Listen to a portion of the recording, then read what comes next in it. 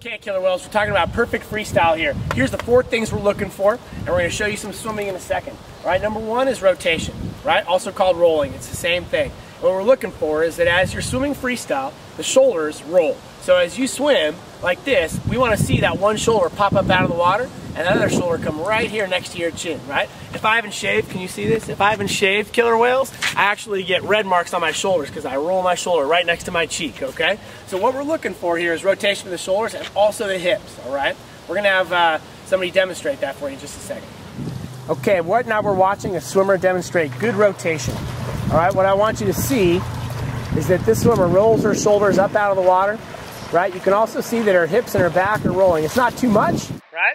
But she's got a good rotation of the shoulders, good rotation of the hips.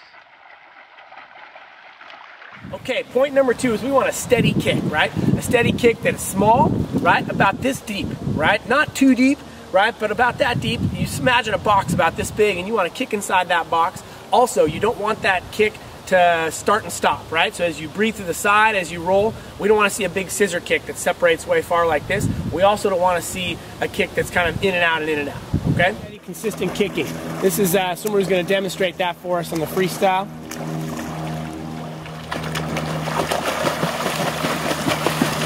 See how those feet never stop? Very, very consistent kicking. They roll from side to side because we do good rotation, but they do not stop. All right, this is somebody who's a pretty good kicker here, but they're showing you how to kind of pause the legs when they take a breath. See how those legs come apart? They're not consistent. That's what we don't want to see in freestyle. We want to see those legs much more consistent than that. Okay, so the point number 3, this is one of the trickiest ones to achieve a perfect gold medal level freestyle. You have to pull down the middle and don't cross over. Right? So this means a couple things, right? And the other thing I don't have written here, but it's important, is you have to have a high elbow, right? So when we're swimming freestyle, right, and you'll see this on the underwater camera, on the above water camera, right? When you're swimming freestyle, we want to pull right down the center line of the body, okay? And as you do it, you've got to have a high elbow right there. We just don't want you like swinging your arm like this. We also don't want to put the hand in and pull way out to the side, okay? That's bad swimming. And then probably the most common flaw in any freestyler, even good freestylers, they're pulling down the middle, right? But as soon as they breathe, boom, this hand crosses under like that. We want to avoid that.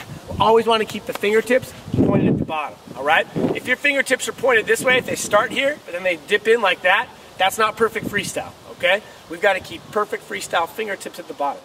Okay, now we're looking at some video of how we pull underneath the body. This is the trickiest, but maybe the most important part of having a gold medal freestyle. All right, what we're looking at here is we're looking at a swimmer who is not pulling right down the middle. They're really pulling kind of to the side, if you can see that. A little bit wide, not underneath their center line, okay? The next person we're watching, they're doing a thing that's very common for all freestylers. What they're doing is they're pulling pretty well down the middle until they breathe. And then as soon as they breathe, you can see how their hand kind of slices underneath their body. Right there, see that? Not down the middle. All right, now we're going to watch one more swimmer here. And this swimmer is doing it right. Nice high elbow, pulling right down the middle.